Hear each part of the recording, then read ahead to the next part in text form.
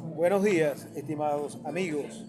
Estamos en el Trapiche de los Clavos de Boconó, acá con el licenciado Enrique Bastidas, una persona estudiosa de la literatura acá en Boconó. Hoy vamos a hablar, a tratar el tema muy venezolano de quién fue Rómulo Gallegos, cuál fue su trascendencia histórico-literaria en las letras, eh, redundo con esto, venezolana, porque Gallegos fue un latinoamericano, un escritor latinoamericano con una connotación que si se pudiera decir a la par de Miguel Ángel Asturias, a la par de Juan Carlos Onetti, de Alejo Carpentier, porque fue un gran escritor, una vasta cantidad de libros dejó a la historia, dejó a Venezuela Rómulo Gallegos, y los abordó desde diversas perspectivas. Gallegos escribió su gran obra, Doña Bárbara, escribió La brizna de paja en el viento, escribió La trepadora, obras menores, si se quiere, que Doña Bárbara, pero dejó un legado, dejó ese legado de escritura. Y voy a comenzar con esto, Enrique, con unas palabritas tan hermosas, que son realmente hermosas. Un bongo remonta el Arauca por el margen derecho. Comienzo con esto, Enrique. Bueno, gracias otra vez por seguirnos, a los seguidores. Hablar de Gallegos es hablar más allá de lo que es su estructura novelesca, ¿no? Es hablar sobre la literatura criollista nativista, si se quiere también, porque ahí aparecen rasgos eminentemente nativistas con connotación, valga el pleonasmo, criollistas. No olvidemos que Bárbara pues es el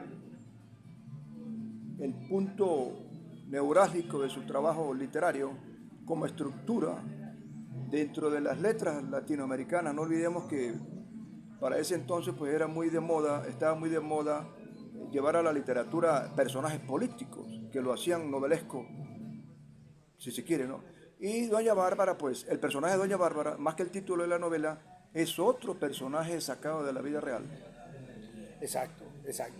Ahora, Doña Bárbara, ese, no solamente en esa novela se queda el llano venezolano, se queda el caballo, la vaca, se queda la forma de vivir del llanero venezolano, sino esa novela, la trascendencia lo da porque hace un manejo quizás de la fortaleza femenina y casi matriarcal que llegó a tener Doña Bárbara. Ella llegó a tener una dominancia que partió de sus frustraciones.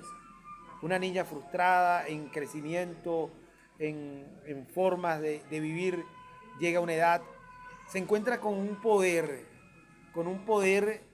pero que al mismo tiempo tenía que defenderlo ante lo que era el machismo de la época, si se quiere, ¿no?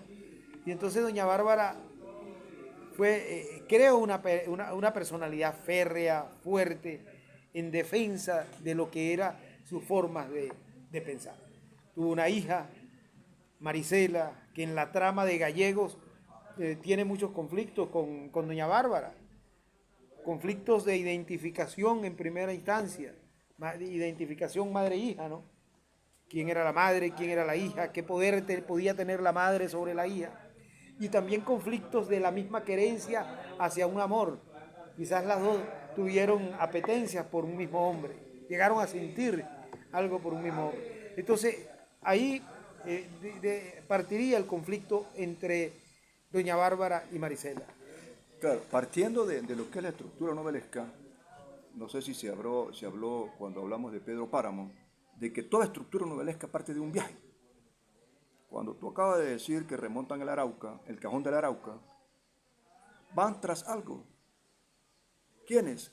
Personajes que en el desarrollo del trama mismo pasan a ser histriones protagónicos, histriones de relieve, como dice Roland Barthes, y esa estructura novelesca, pues, en ese llano que quizás Gallego, pues, jamás estuvo allá, él tomó parajes prestados y él plasmó su texto. No necesariamente tiene que estar el narrador inmerso en el lugar, sino que lo puede hacer de una forma casi hasta utópica. Y Gallegos pues no escapó de esa técnica.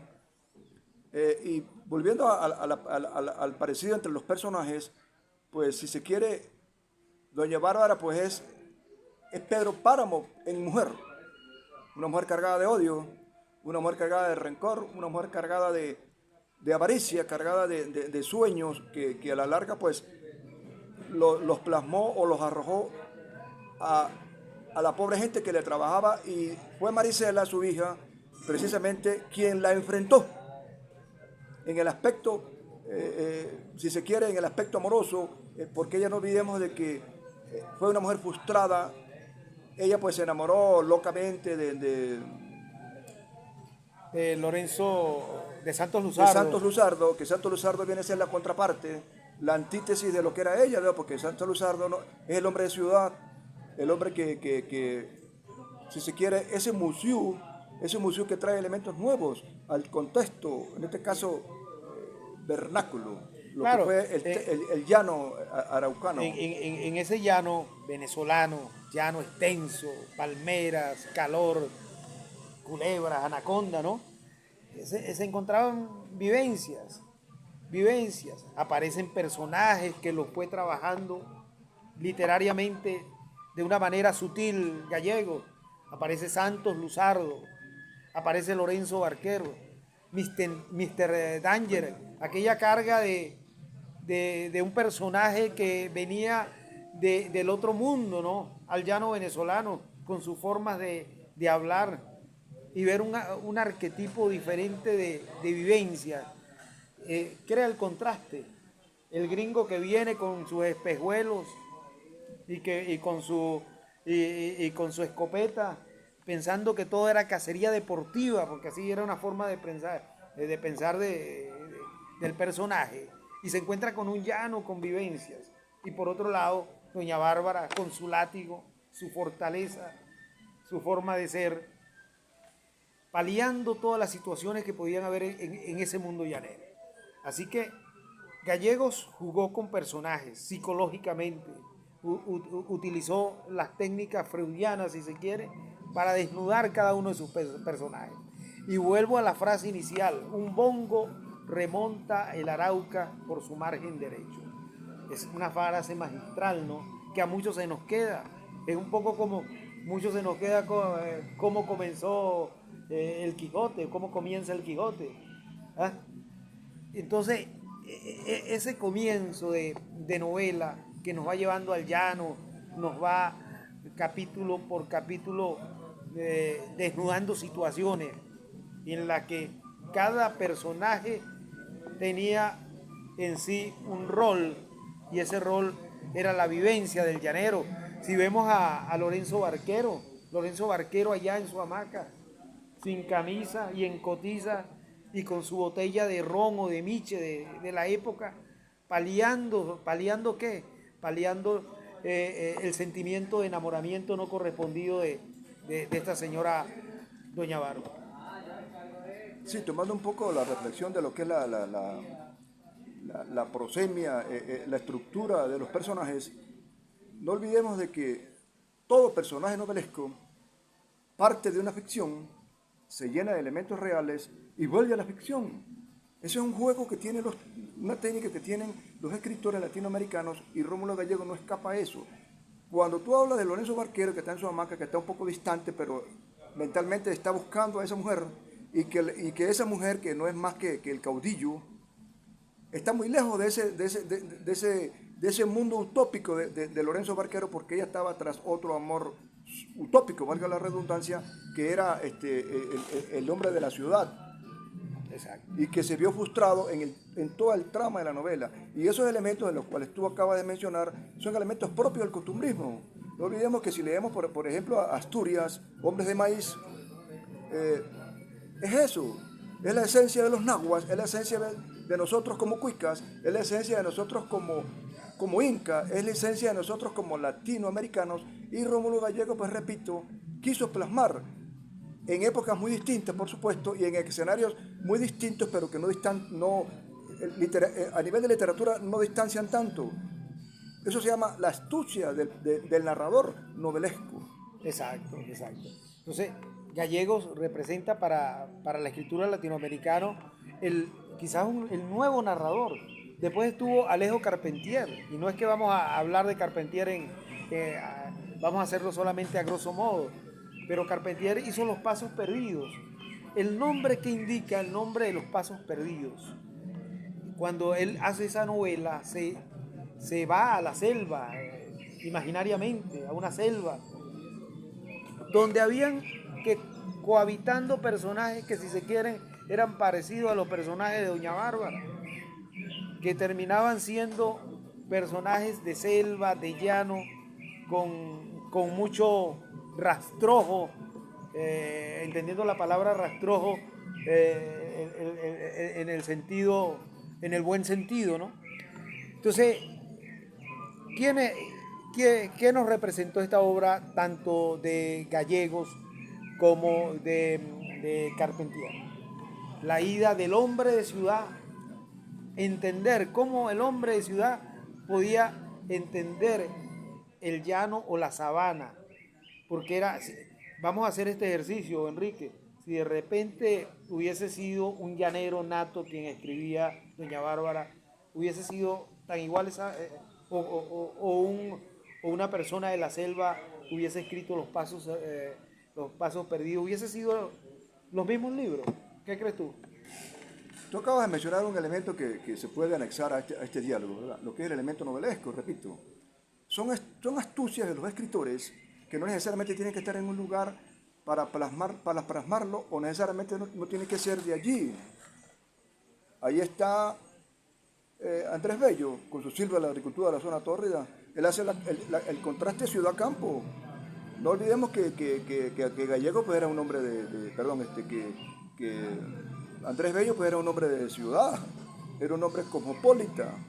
Exacto. Y él plasmó la parte del campo muy bien.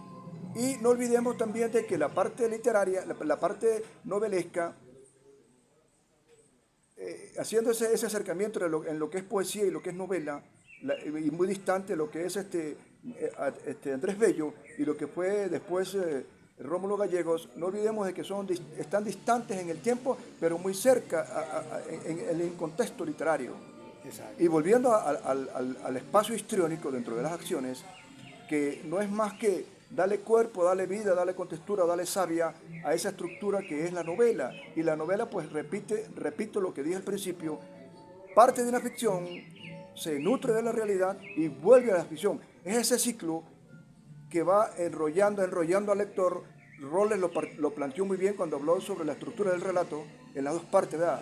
La historia del relato y la historia del discurso y la historia del relato. La historia del relato en ese aspecto, pues, no es más que lo que hacen los histriones, y la historia de la historia, valga el pleonasmo, es la historia que se narra dentro de esa historia, que es el campo venezolano, y en este caso pues es Apure.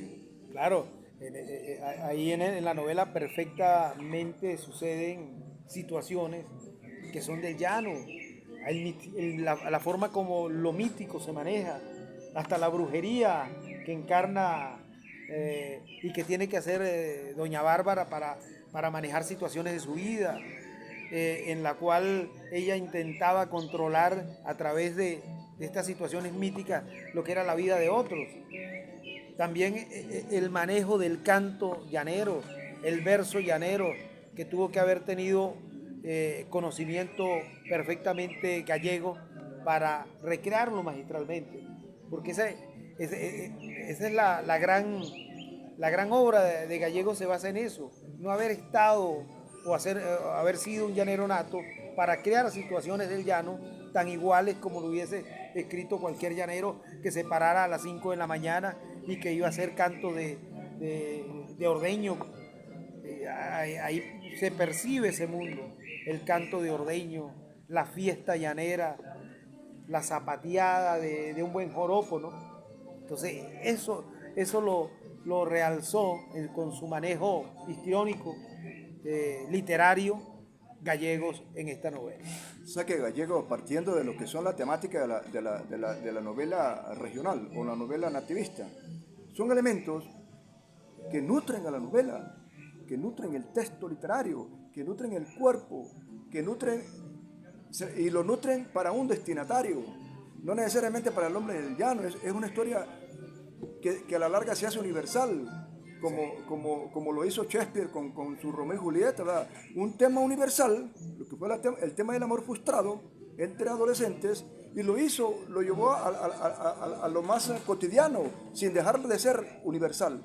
Y ahí pues se plasmó el tema del llano, de cualquier parte del llano latinoamericano. Si vamos a la novela gauchesca de Martín Fierro, no es más que eso. Mira, ahí se presenta la superstición, las costumbres del llano, las costumbres del llanero, todo su pentagrama social. Y para ese entonces, pues, al igual que ahorita, mira, el tiempo juega, el tiempo no es tan indispensable, porque esa es una técnica del narrador, y en este caso, pues, de Gallegos, donde él plasma Doña Bárbara. No olvidemos que Doña Bárbara sirve hasta de metáfora, por lo bárbara que era ella, ¿no? Exacto. Y él lo ayudó con ese texto, es más, lo tituló Doña Bárbara, pero Doña Bárbara lo que estaba era disfrazado en esa caparazón de una mujer, tú lo dijiste ahora, o aquí estas palabras tuyas prestadas, de esa mujer con el látigo en la mano, pero a la final tú le quitabas ese látigo, era una niña con su muñeca en su mano. Exacto. La idea de Gallegos fue de dibujar, plasmar la vida de una persona llanera, porque Doña Bárbara perfectamente podía ser un hombre, el personaje principal. La excusa de él para escribir fue una mujer llanera con frustraciones, con una hija, con rivalidades muy fuertes, enamorada eternamente del quien le gustaba a su hija, ¿no? Entonces, yo creo que Enrique, todo escritor, y vamos a hacer este inserto acá, tiene una excusa para escribir sobre algo. Los personajes para mí terminan siendo una excusa de escritura. Es decir, Doña Bárbara fue una excusa para escribir el libro. Y cualquier personaje, Don Quijote, una excusa para escribir el Quijote. El personaje que me nombraste tú ahora, que hablábamos anteriormente, Adriano, es una excusa para escribir una novela. Santiago Nazar fue una excusa para escribir Crónicas de una muerte anunciada. Entonces, los personajes, no solamente los personajes, los lugares, son las excusas para escribir.